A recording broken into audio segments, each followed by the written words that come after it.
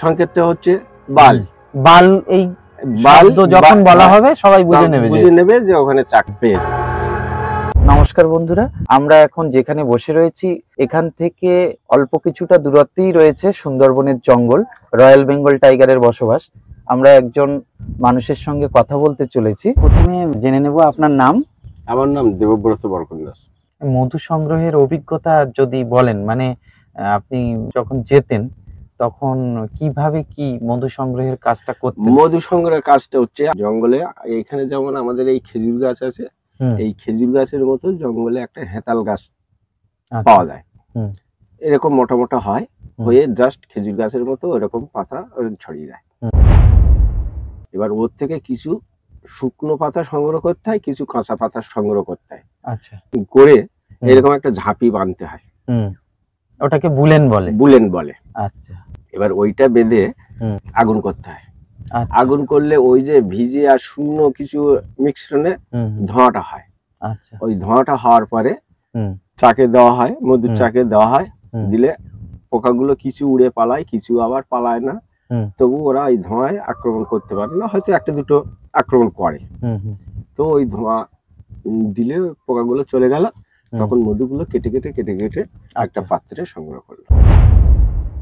আচ্ছা, নৌকোতে একজন থাকতো তাই তো? মানে মধু, হ্যাঁ, মধু এই দেখুন, এ খাঁড়ি দিয়ে আবার অন্য খাঁড়িতে যাওয়া, এক জায়গা থেকে ওরা তো উপর দিয়ে চলে যাচ্ছে, জঙ্গলের উপর দিয়ে কোথা থেকে কোথায় হেঁটে চলে যাচ্ছে, যেতে যেতে আবার দেখা যাচ্ছে এই নদী দিয়ে আবার নৌকো বেয়ে বেয়ে আবার সেইখানটায় তাদের কাছাকাছি যাওয়া। জঙ্গলের মধ্যে দিক ঠিক রাখা এবং বাকি সঙ্গীদের সঙ্গে যোগাযোগ রক্ষা করা, এটা কিভাবে সম্ভব হতো? এই সম্ভবটা আমি তো কোনো কালে দিক নির্ণয় করতে পারতাম না, যারা জঙ্গল করে করে ওদের একটা অভ্যস্ত হয়ে আছে। আচ্ছা, দেখুন, অন্ধ মানুষ যখন হাঁটবে তখন কিন্তু ঠিক ও রাস্তা নির্ণয় করে চলে যাবে।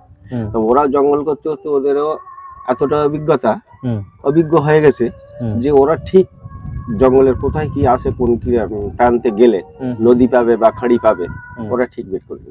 আর মধুর চাক খুঁজে পেলে যে খুঁজে পাবে সে একটা সংকেত দেবে, তাই তো? বাকি সদস্যদের কাছে হ্যাঁ, সংকেত দেবে, আর তারা সবাই এক জায়গাতে এসে জড়ো হবে। এক জায়গাতে জড়ো হবে। এই সংকেতটা হচ্ছে বাল। বাল এই শব্দ যখন বলা হবে সবাই বুঝে নেবে যে ওখানে চাক পেয়েছে। মানে আগের থেকে এখন কি জঙ্গলে মানুষজন কম যাচ্ছেন না বেশি যাচ্ছেন? এখন জঙ্গলে মানুষ কম যাচ্ছে, আগের থেকে তুলনামূলকভাবে কম যাচ্ছে। যারা একেবারে মানে বাইরের রুজি রোজগারটা করতে পারে না তারাই ছাড়া, আর যারা বাইরে বিদেশে, আচ্ছা, মানে এখান থেকে প্রচুর মানুষ পরিযায়ী শ্রমিক হিসেবে অন্য রাজ্যে চলে যাচ্ছে এখন। হ্যাঁ হ্যাঁ, পরিযায়ী শ্রমিক হিসেবে অন্য রাজ্যে কাজে চলে যাচ্ছে, তাতে মানুষের একটা সাশ্রয় হচ্ছে, রোজগার ভালোই হচ্ছে।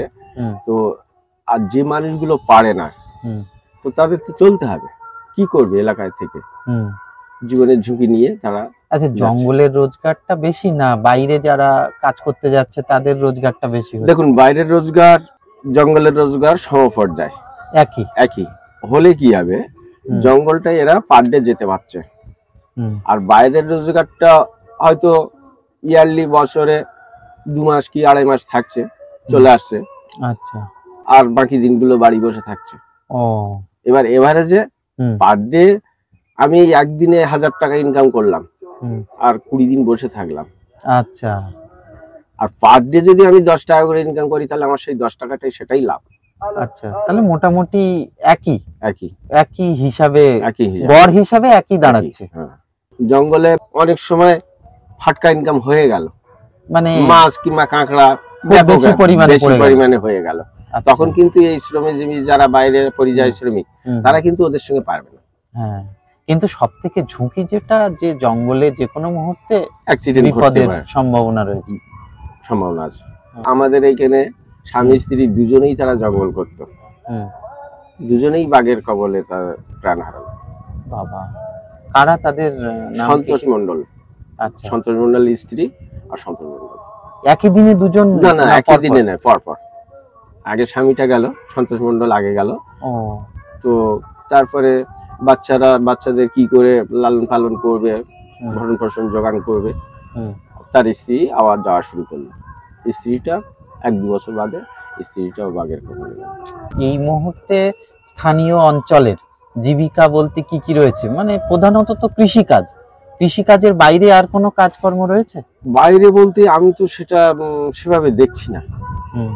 কেন দেখছি না? আগে একসময় কিছু মানুষ মাটি কেটে জীবিকা নির্বাহ করত, কিন্তু সেই মাটি কাটাটা এখন কি হচ্ছে, জিসিপি দিয়ে মেশিনে সেটাকে 10 দিনের কাজ একদিনই করে দিচ্ছে। তাহলে মানুষ চাইছে যে আমি 10 দিন কেন এভাবে ভুগবো, একদিনে আমি কাজটা করে দেবো। বা সরকারি যেসব রাস্তা খাল খনন হয় সবই সব জিসিপি দিয়ে, যার ফলে কৃষিকাজ ছাড়া আর কোনো বিকল্প নেই। এবার আমাদের এখানে জল নেই, যেটা শ্যালো বলা হয়, শ্যালোর জল নেই আমাদের এখানে। এটা নোনা এলাকা, তো আমাদের এই সাতজিলিয়া অঞ্চলে দুটো অঞ্চল জিপি নিয়ে, দুটো অঞ্চল, তো দুটো অঞ্চলের মধ্যে একটা সাইড জল আছে, একটা সাইড জল নেই। আচ্ছা, টোটাল গোসবা বলাকে কিছু অংশ, হাফ অংশ জল আছে, হাফ অংশ জল নেই। এবার কৃষি যে করে এই বর্ষার জলের উপরে নির্ভরশীল করে কৃষি সেভাবেও হচ্ছে না। আর খাল আর পুকুরের জলের উপরে কতটা নির্ভর হতে পারে, কতটাই হতে পারে, সেভাবে হচ্ছে না, চাষটাও হচ্ছে না।